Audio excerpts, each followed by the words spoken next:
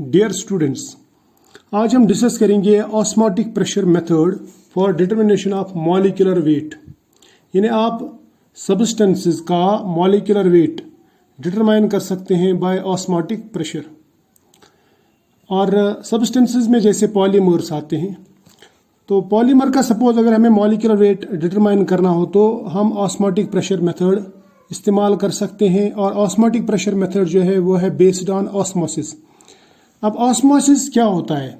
Osmosis का मतलब रहता है flow of solvent from low concentration to high concentration through a semi permeable membrane. यानी सॉल्वेंट का फ्लो होना from low concentration to high concentration, मगर एक सेमी परमिएबल मेम्ब्रेन के थ्रू।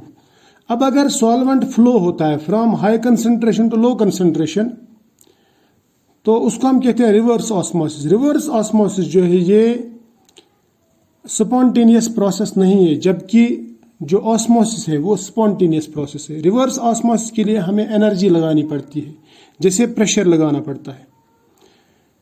प्रेशर देंगे हम तो उससे हम ऑस्मोसिस को रिवर्स कर सकते हैं। और ये कैसे कर सकते हैं ये भी मैं बताऊंगा, और इसी के बेसिस पे हम मॉलिक्यूलर वेट निकाल सकते हैं। अब क्वेश्चन ये बनता है कि ऑस्मोटिक प्रेशर क्या है? ऑस्मोटिक प्रेशर का मतलब रहता है वो प्रेशर जिससे ऑस्मोसिस स्टॉप हो जाए, यानी जिससे ऑस्मोसिस को हम स्टॉप कर सकें, यानी जिससे हम flow of solvent from low concentration to high concentration रोक सकें।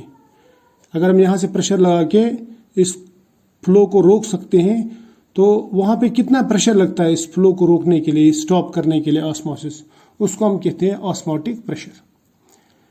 अब ऑस्मोटिक प्रेशर मेजर किया जाता है बाय एन इंस्ट्रूमेंट, उसे हम कहते हैं ऑस्मोमीटर। ऑस्मोमीटर, ठीक है। तो ऑस्मोमीटर कैसे काम करता है ये मैं बताता हूं आपको। सपोज एक रफ डायग्राम है ऑस्मोमीटर का। ये मान लो दो चेंबर हैं which are separated by semi permeable membrane, यानी SPM। सेमी परमिएबल मेम्ब्रेन का मतलब रहता है ऐसा मेम्ब्रेन जिसके थ्रू सिर्फ सॉल्वेंट मॉलिक्यूल्स पास हो सकते हैं, सोल्यूट मॉलिक्यूल्स पास नहीं हो सकते, ठीक है। अब इस सेमी परमिएबल मेम्ब्रेन के दोनों साइड में लिक्विड्स रहते हैं। एक तरफ सॉल्यूशन यानी सॉल्वेंट प्लस सोल्यूट, जैसे हमारे पास में पॉलीमर सोल्यूट है, पॉलीमर सोल्यूशन यानी पॉलीमर प्लस सॉल्वेंट। और दूसरी तरफ से हम सिर्फ सॉल्वेंट लेते हैं, वही सॉल्वेंट जिसमें हमने पॉलीमर को डिसॉल्व किया, ठीक है। अब अगर हम इसको इस चेंबर को यहां से ओपन रखेंगे एट एटमॉस्फेरिक प्रेशर, तो सॉल्वेंट मॉलिक्यूल्स फ्लो होंगे from solvent side to solution side, या मैं बोलूंगा from low concentration to high concentration. High concentration किसका? पॉलीमर। यहां पे तो पॉलीमर नहीं है, ठीक है। और जितना कंसंट्रेशन ज्यादा होगा उतना सॉल्वेंट यहां पे फ्लो होगा, उतना ज्यादा ऑस्मोसिस होगा। अब अगर इस ऑस्मोसिस को हमें रोकना है तो हमें यहां से प्रेशर लगाना पड़ेगा, ठीक है, प्रेशर, ताकि ये ऑस्मोसिस ना हो और सॉल्वेंट मॉलिक्यूल्स यहां वापस जाए, ठीक। अब इस ऑस्मोसिस को रोकने के लिए जो हम प्रेशर यूज करते हैं उसे हम कहते हैं ऑस्मोटिक प्रेशर।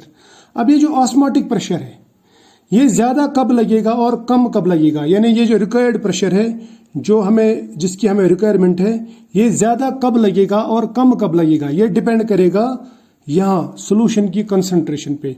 जितनी कंसंट्रेशन ज्यादा होगी उतना ऑस्मोसिस ज्यादा होगा, और जितना ऑस्मोसिस ज्यादा होगा उतना हमें यहाँ पे प्रेशर भी ज्यादा लगाना पड़ेगा ताकि ये ऑस्मोसिस स्टॉप हो जाए। और वो जो प्रेशर है, ये जो अपोजिंग प्रेशर है, इसी को हम कहते हैं ऑस्मोटिक प्रेशर। तो जितना कंसंट्रेशन हाई होगा उतना हमें हाई ऑस्मोटिक प्रेशर लगेगा।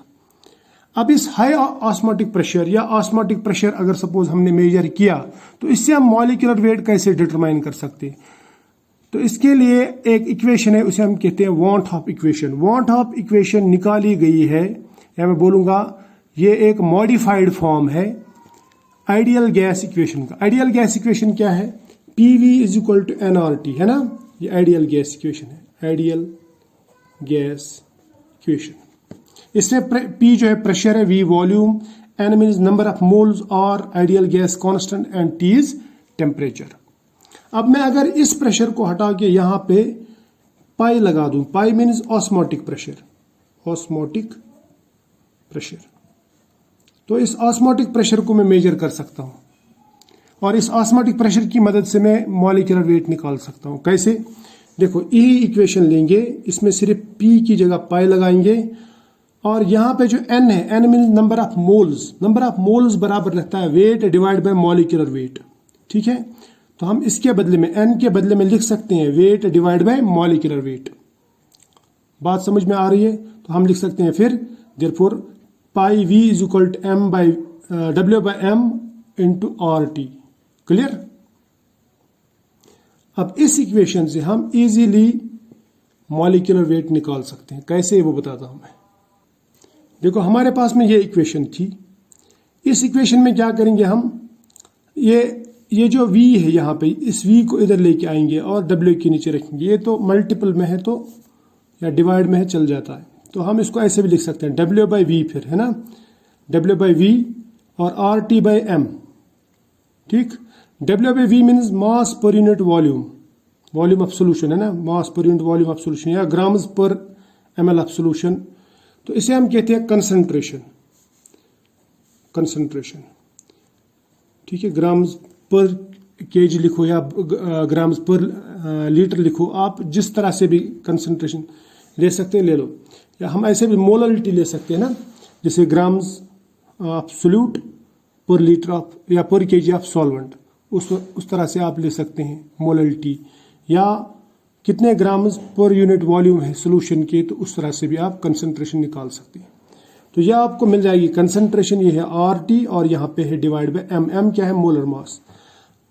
ये बराबर आता है पाई की, पाई मीन्स ऑस्मोटिक प्रेशर। अब इस इक्वेशन को मैं मॉडिफाई करता हूँ, थोड़ी सी चेंजेस लाता हूँ। मैं क्या करूँगा, मैं लिखूंगा यहाँ पे ये जो C है ये इधर लेके आएंगे, ये इधर लेके आएंगे पाई के नीचे, तो मैं लिखूंगा यहाँ पे पाई बाई C, ठीक, is equal to RT by M, या P बाई C भी लिखते हैं, पाई बाई C और is equal to RT by M।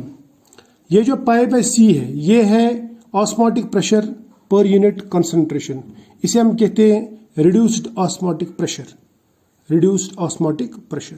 So pi by C या P by C it is called reduced osmotic pressure, यानी osmotic pressure per unit concentration. अब ये जो इक्वेशन है ये अप्लाई होता है डाइल्यूट, वेरी डाइल्यूट सॉल्यूशंस पे, कंसंट्रेटेड सॉल्यूशन पे अच्छी तरह से अप्लाई नहीं होता। So it holds good for only infinitely dilute solutions. तो अगर मैं इनफाइनाइटली डाइल्यूट सॉल्यूशन ले लूं तो इसका मतलब मैं कंसंट्रेशन बहुत कम कर रहा हूं। Infinitely dilute means concentration tends to zero. When concentration tends to zero, उस वक्त जो रिड्यूस्ड ऑस्मोटिक प्रेशर बन जाता है यहाँ पे, ये रिड्यूस्ड ऑस्मोटिक प्रेशर यानी pi by C when C tends to zero, इसे हम कहते हैं limiting osmotic pressure, limiting osmotic pressure. ठीक है, limiting osmotic pressure, reduced osmotic pressure ये है, लेकिन एट वेरी लो कंसंट्रेशन, या मैं बोलूंगा at zero concentration simply, it is also equal to RT by M। अगर मैं इसका पाई बाई C का ग्राफ कंसंट्रेशन के अगेंस्ट लेता हूं, यानी रिड्यूस्ड प्रेशर वर्सेस कंसंट्रेशन में ग्राफ लेता हूं, तो मुझे एक स्ट्रेट लाइन मिलती है, स्ट्रेट लाइन। सपोज मैं कंसंट्रेशन बढ़ा रहा हूं तो ऑस्मोटिक प्रेशर बढ़ रहा है, और मैं कंसंट्रेशन कम कर रहा हूं तो ऑस्मोटिक प्रेशर भी कम हो रहा है।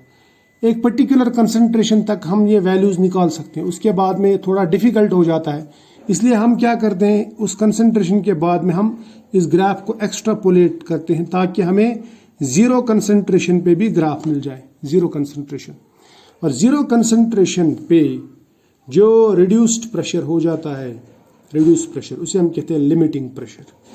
ठीक है, अब अगर हमें लिमिटिंग प्रेशर मिल गया या हमें अगर रिड्यूस्ड प्रेशर मिल गया तो हम इसको यहाँ पे अप्लाई कर सकते हैं। मैं लिख सकता हूँ, फिर इस इक्वेशन को मैं ऐसे भी लिख सकता हूँ, इसको इधर लेके आओ, ये बन जाएगा RT by pi by C या RT by reduce pressure, reduce osmotic pressure. तो फिर मैं इसको ऐसे लिख सकता हूँ, देयरफॉर M जो है, मोलर मास जो है, वो बराबर आएगा RT यानी ideal gas constant into temperature, जो टेम्परेचर हमने लिया एक particular temperature, divide by reduced osmotic pressure, या हम इसको ऐसे भी कह सकते हैं molar mass is equal to RT by M, ये पाई लिमिटिंग मतलब limiting osmotic pressure. Limiting osmotic pressure क्या है? Reduce osmotic pressure but at very low concentration. तो इस तरह से हमें मोलर मास मिल जाता है। और आपको याद होना चाहिए जो ऑस्मोटिक प्रेशर है, osmotic pressure is a colligative property, it depends on number of particles. तो अगर आप ये देखेंगे, अगर ये नंबर ऑफ पार्टिकल्स पे डिपेंड करता है ऑस्मोटिक प्रेशर, फिर हम ऑस्मोटिक प्रेशर मेथड से जो मोलर मास निकाल सकते हैं वो हम नंबर एवरेज मोलर मास भी निकाल सकते हैं, नंबर एवरेज मोलर मास, क्योंकि हम नंबर ऑफ पार्टिकल्स यहाँ पे डिटरमाइन कर सकते हैं। तो आई होप ये जो मेथड है ये आपको समझ में आया होगा। तो अब हम मिलेंगे नेक्स्ट लेक्चर में, तब तक के लिए बाय।